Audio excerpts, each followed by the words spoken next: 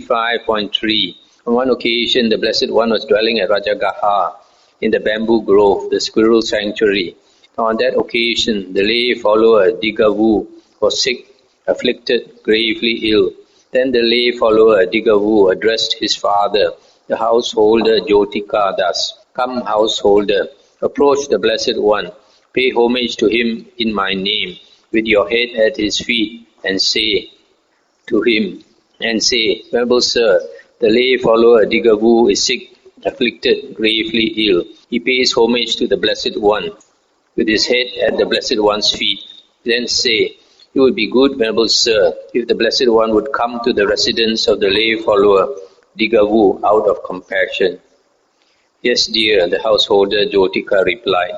And he approached the Blessed One and paid homage to him, sat down to one side and delivered his message.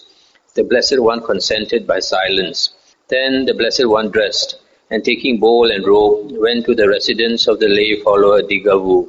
He then sat down in the appointed seat and said to the lay follower Digavu, "I hope you are bearing up, Digavu. I hope you are getting better. I hope your painful feelings are subsiding and not increasing, and that their subsiding, not their increase, is to be discerned." And he said, "Venerable Sir, I am not bearing up. I am not getting better. Strong, painful feelings are increasing in me, not subsiding, and their increase, not their subsiding, is to be discerned or seen." And the Buddha said, "Therefore, Digavu, you should train yourself thus. I'll be one who possesses confirmed confidence in the Buddha thus. I'll be one who possesses confirmed confidence in the Dhamma, confirmed confidence in the Sangha. I'll be one who possesses the virtues dear to the noble ones, unbroken, unblemished, leading to concentration. This in such a way that you should train yourself." And Digavu said, "Venerable Sir, as to these four factors of stream entry that have been taught by the Blessed One, these things exist in me, and I live in conformity with those things. For, Venerable Sir, I possess confirmed confidence in the Buddha, in the Dhamma, in the Sangha, and I possess the virtues dear to the noble ones, unbroken, leading to concentration." And the Buddha said, "Therefore, Digavu, established upon these four factors of stream entry, you should develop further 6 things that partake of true knowledge. Here, Digavu, dwell contemplating impermanence in all conditioners, perceiving suffering in what is impermanent, perceiving non-self in what is suffering, perceiving abandonment, perceiving fading away, perceiving cessation. It is in such a way that you should train yourself." Stop here for a moment. So here the Buddha says that since you are already Sotapanna, you should develop 6 other things that will lead to true knowledge. Dwell contemplating impermanence in all conditioners. This word conditioners is sankhara. All things in the world are conditioners as well as conditioned things. Anything that conditions something else is called a conditioner. But since it is, I'd say, for example, A because A has come into being, because of A, B comes into being. So A is a conditioner of B. Then after B has come into existence, B will condition C to arise. So B is conditioned by A, and B is the conditioner of C. So all things in the world are like that. Conditioned as well as conditioners. So the Buddha says, dwell contemplating impermanence in all things in the world, and see suffering in what is impermanent, and perceive non-self in what is suffering. This perceive non-self in what is suffering is, the Buddha always says, like the body, is the body permanent or impermanent? Then the disciple says impermanent. And the Buddha says, is what is impermanent? Suffering or happiness? And then he says, what is impermanent is suffering. And the Buddha says, what is impermanent? Suffering, subject to change. It's not I, it's not mine, it's not myself. In other words, this body and mind and all these things, they give a lot of suffering. So why do you continue to take it as yourself? If you take it to be yourself, then you will suffer. But if you let go, don't consider it as yourself. The body is just the body. then you don't consider the self is suffering. Even when the body dies, it's the body that dies, it's not I that dies. So the Buddha uses this kind of logical thinking to make us let go. And then perceiving abandonment, letting go, perceiving fading away, perceiving cessation. So the Buddha says, should train in this way. And then Dighavu said, Venerable Sir, as to these 6 things that partake of true knowledge that have been taught by the Blessed One, these things exist in me, and I live in conformity with those things. For Venerable Sir, I dwell contemplating impermanence in all conditioners, perceiving suffering in what is impermanent, perceiving non-self in what is suffering, perceiving abandonment, perceiving fading away, perceiving cessation. However, Venerable Sir, the thought occurs to me, after I am gone, may this householder, Jotika, not fall into distress. Jotika is the father, he's worried after he passes away, the father will grieve. Then the father said, don't be concerned about this, dear Dighavu. Come now, dear Dighavu, pay close attention to what the Blessed One is saying to you. Then the Blessed One, having given this exhortation to the lay follower Dighavu, rose from his seat and departed. Then not long after the Blessed One had left, the lay follower Dighavu died. Then a number of monks approached the Blessed One, paid homage to him, sat down to one side and said to the Blessed One, Venerable Sir, the lay follower named Dighavu, to whom the Blessed One gave a brief exhortation, has died. What is his destination? What is his future born? And the Buddha said, Monks, the lay follower Dighavu was wise. He practiced in accordance with the Dhamma and did not trouble me on account of the Dhamma. Monks, with the utter destruction of the 5 lower fetters, the lay follower Dighavu has become one of spontaneous birth, due to attain Nibbana there without returning from that world. So this Dighavu was an Anagamin, third fruit attainer. So this is the way, it looks like this is the way when a lay follower is dying, the Buddha reminds him about these 4 factors of stream entry. You should train yourself thus. I will be one who possesses confirmed confidence in the Buddha, in the Dhamma and the Sangha. I will be one who possesses the virtues dear to the noble ones. Then this person says that he has attained it. Then the Buddha asks him to develop 6 other things. And he says that also he has developed. So that's a very good lay disciple of the Buddha. Now,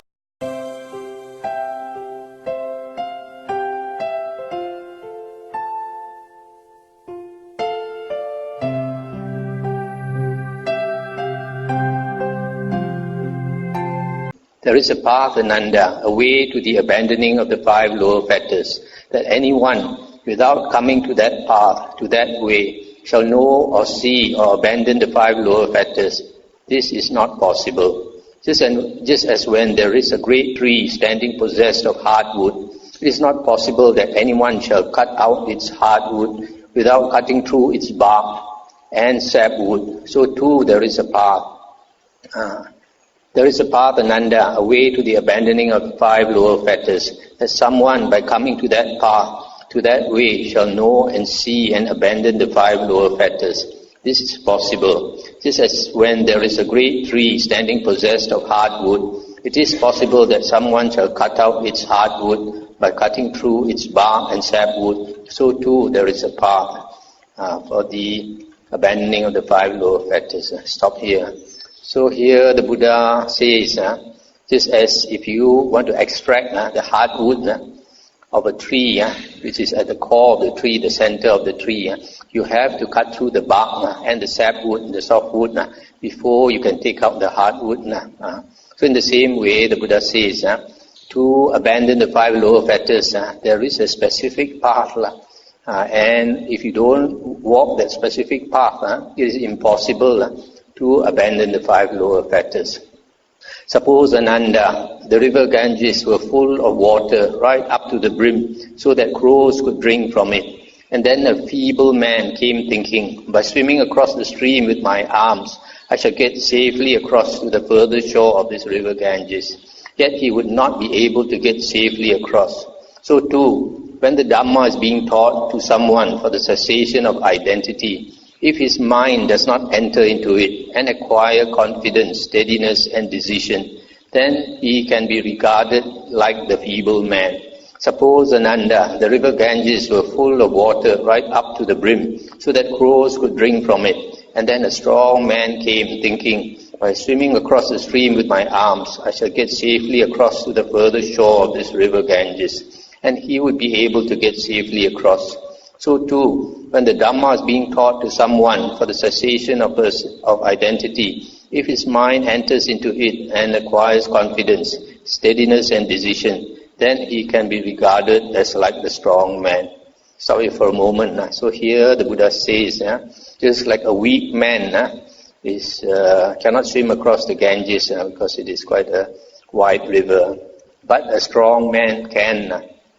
So in the same way, the Buddha says, when the Dhamma is taught, if a person does not pay full attention and if the mind does not enter into it and acquire confidence, steadiness and decision, then he can be regarded like the feeble man. He cannot achieve what he aims to do. Whereas the other person, if he listens to the Dhamma and the mind enters into it and acquires confidence, steadiness and decision, then he can be regarded like the strong man who can swim across the river. So, listening to the Dhamma with careful attention, full attention, and understanding the Dhamma is very important. And what Ananda is the path, the way to the abandoning of the 5 lower fetters.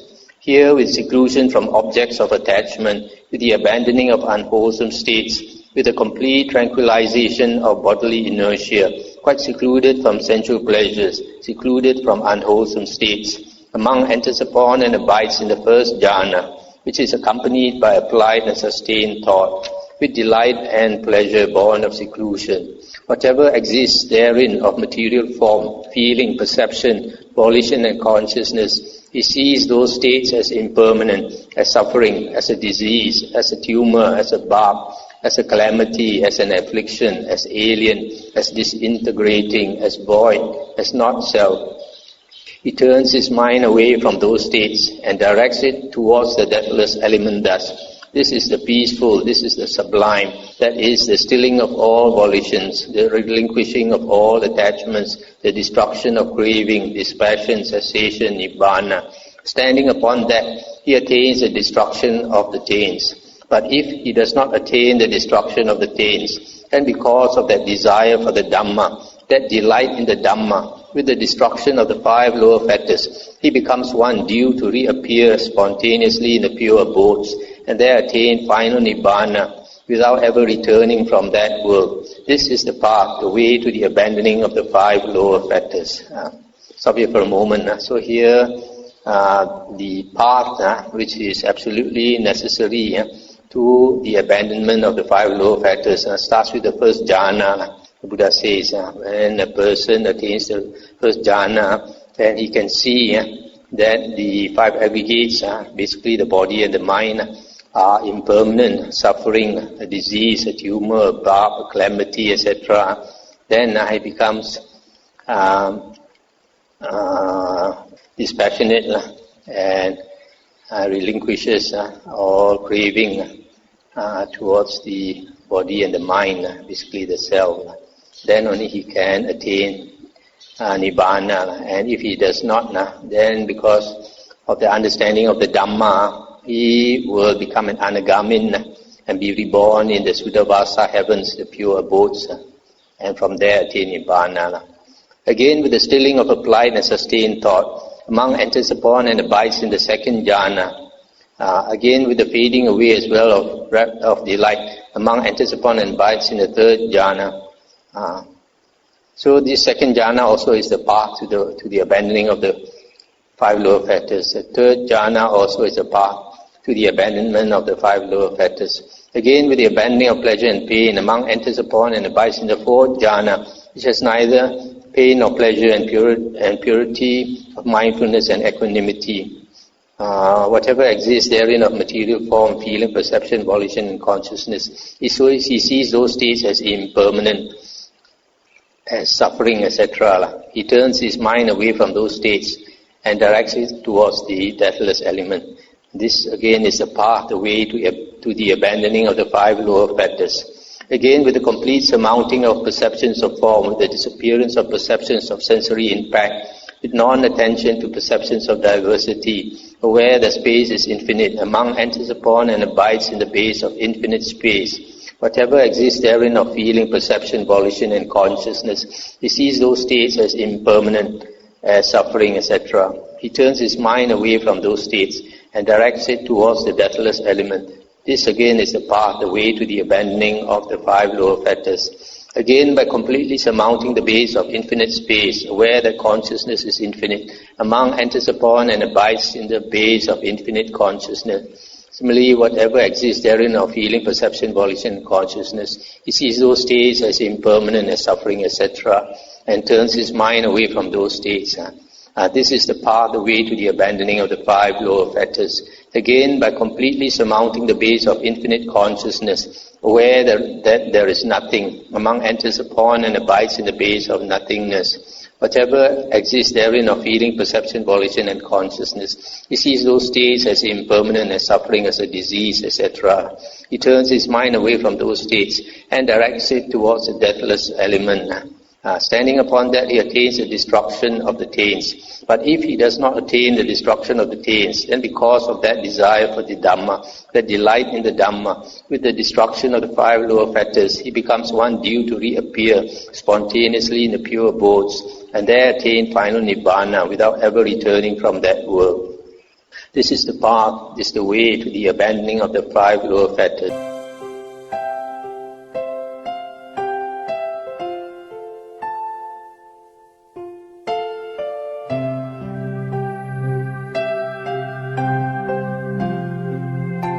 Monks, when these 7 factors of enlightenment have been developed and cultivated in this way, 7 fruits and benefits may be expected. What are the 7 fruits and benefits?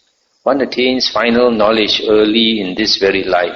If one does not attain final knowledge early in this very life, then one attains final knowledge at the time of death. If one does not attain final knowledge early in this very life, or at the time of death, then with the utter destruction of the 5 lower fetters, one becomes an attainer of Nibbana in the interval. If one does not attain final knowledge early in this life, or when one dies, or in the interval, then with the utter destruction of the 5 lower fetters, one becomes an attainer of Nibbana upon landing. And then if one does not attain final Nibbana early in this life, or at the time of death, or in the interval, or upon landing, then with the utter destruction of 5 lower fetters, one becomes an attainer of Nibbana without exertion. Then after that, with exertion, then after that, one bound upstream, heading towards the Akanita realm. So these are the 7 factors, the 7 fruits and benefits to be expected. The last few benefits are mentioned. Bound for the Akanita realm, and then with exertion, without exertion, upon landing, and in the interval. These 5 descriptions refer to the Anagamin. The Anagamin person, after he passes away, he can attain Nibbana in these 5 ways. This one we won't talk about it tonight. We'll come across it some other day.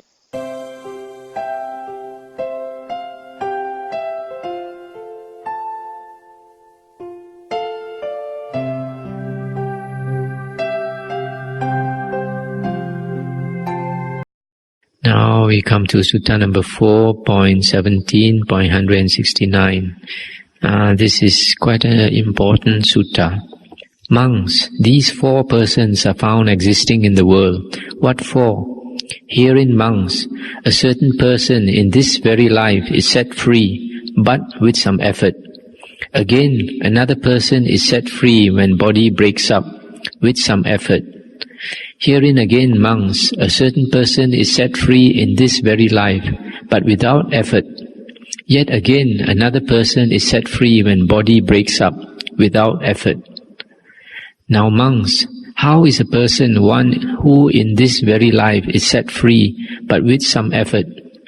In this case, a monk lives contemplating the loathsomeness of body, aware of the repulsiveness of food, aware of his distaste for all the world, aware of impermanence in all the conditioners, sankharas.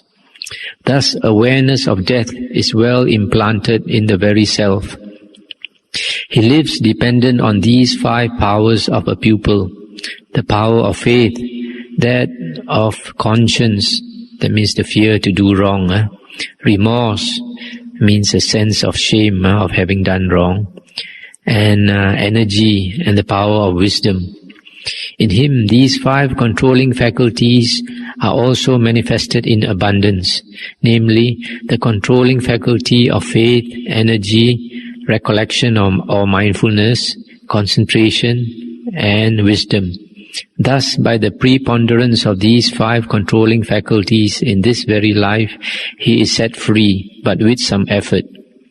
And how, monks, is a person again set free when body breaks up, with some effort? In this case, a monk lives contemplating the loathsomeness of body, aware of the repulsiveness of food, aware of his distaste for all the world, aware of impermanence in all the conditioners. Thus, awareness of death is well planted in the very self. He lives dependent on these 5 powers of a pupil, namely the power of faith, conscience, remorse, energy, wisdom. But in him these 5 controlling faculties are dully manifested, namely the controlling faculty of faith, energy, recollection or mindfulness, concentration and wisdom. Thus, by the dullness of these faculties, he is set free, but with some effort when body breaks up. And how, monks, is a person set free in this very life, but without effort? In this case, a monk aloof from sense desires, etc., etc., enters and abides in the first jhana, the second jhana, third jhana, fourth jhana.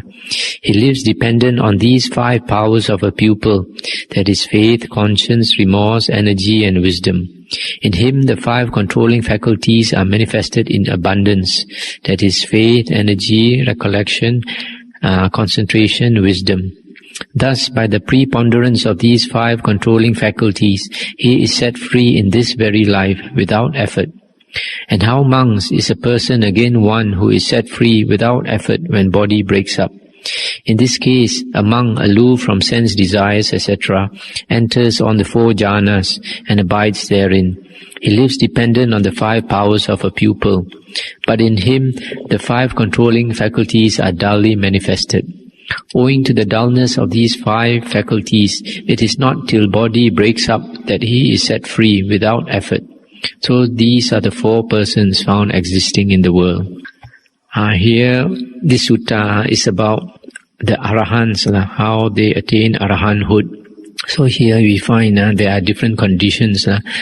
There is one who is set free before he is dying. He attains arahanthood before he dies. And it can be with effort or it can be without effort. And then there's another type who only attains arahanthood on his deathbed when he is dying, and that also with effort or without effort. And then we find the first one, the one who is set free before death with some effort. He does not have the 4 jhanas, but the 5 faculties are strong. Because the 5 faculties, 5 controlling faculties are strong, then he is set free before death. The second one is set free at death, but with some effort. With effort.